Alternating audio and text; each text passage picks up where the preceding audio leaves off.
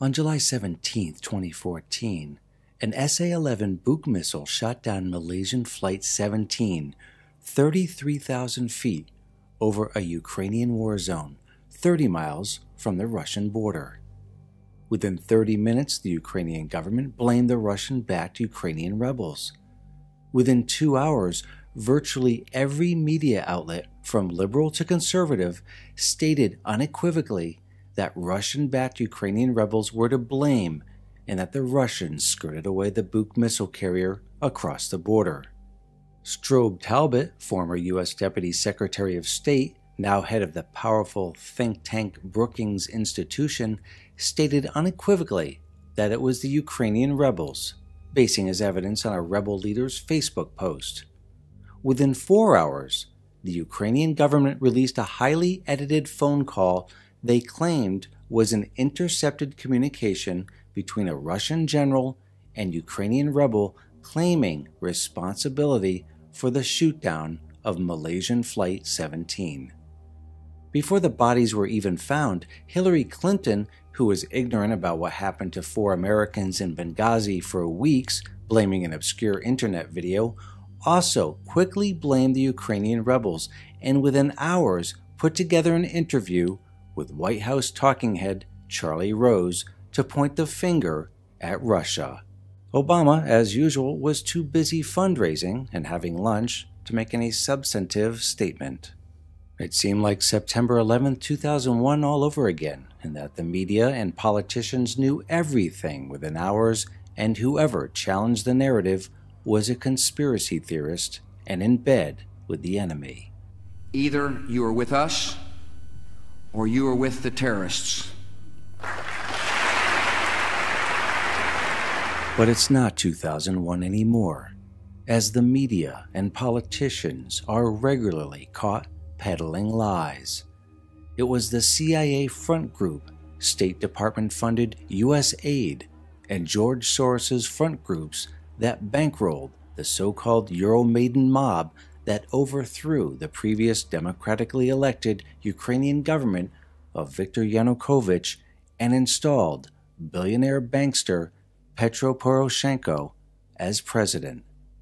And the so-called proof that the Russian-backed rebels were behind the shootdown, touting a YouTube video of an intercepted phone call between a Russian general and a rebel leader, was actually created the day before MH17 got shot down, per Infowars.com. All right, Paul Watson, we got a minute and a half left.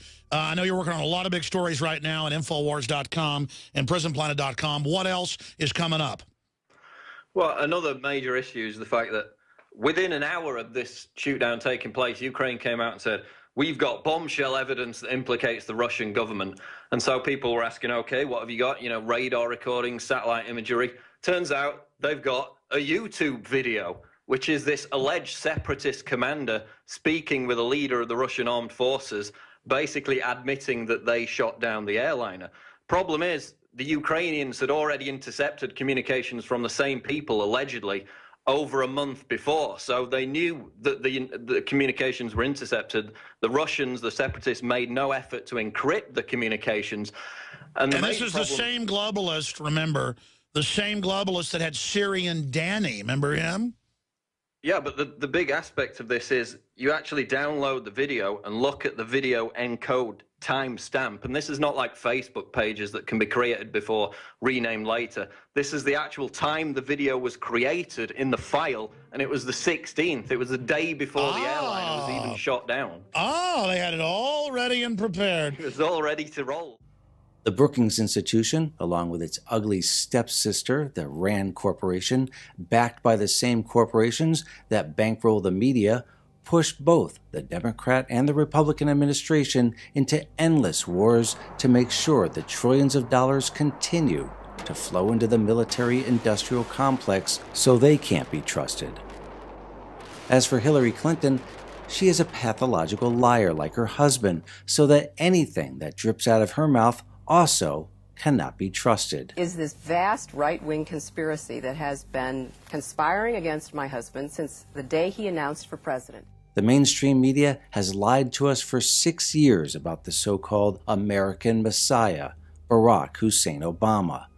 But now, if we question this same mainstream media about the shootdown of MH17, everyone from liberals to conservatives say we are conspiracy theorists or are in bed with the Russians. How about saying, as Americans, we simply want the truth?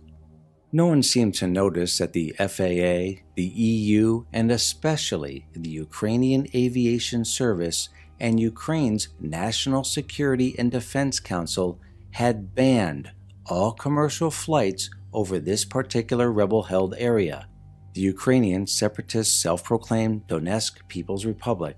So why MH17 was even in the area is unclear.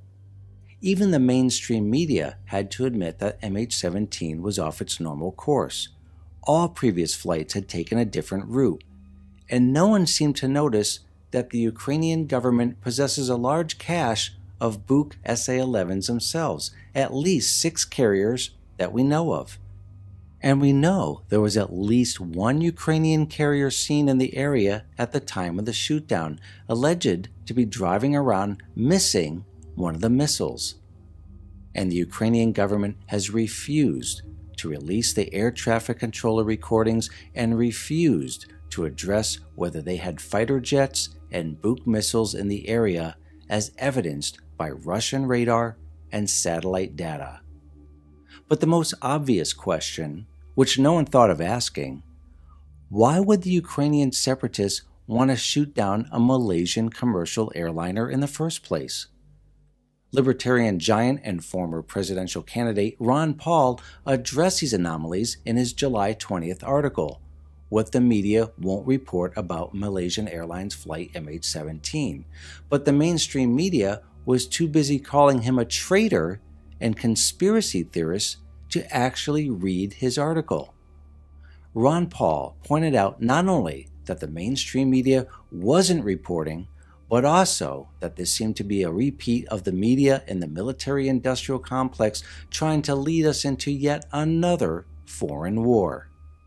Quote, "They will not report how similar this is to last summer's U.S. claim that the Assad government in Syria had used poison gas against civilians in Ghouta. Assad was also gaining the upper hand in his struggle with U.S.-backed rebels, and the U.S. claimed that the attack came from Syrian government positions. Then, U.S. claims led us to the brink of another war in the Middle East. At the last minute, public opposition forced Obama to back down, and we have learned since then that U.S. claims about the gas attack were false."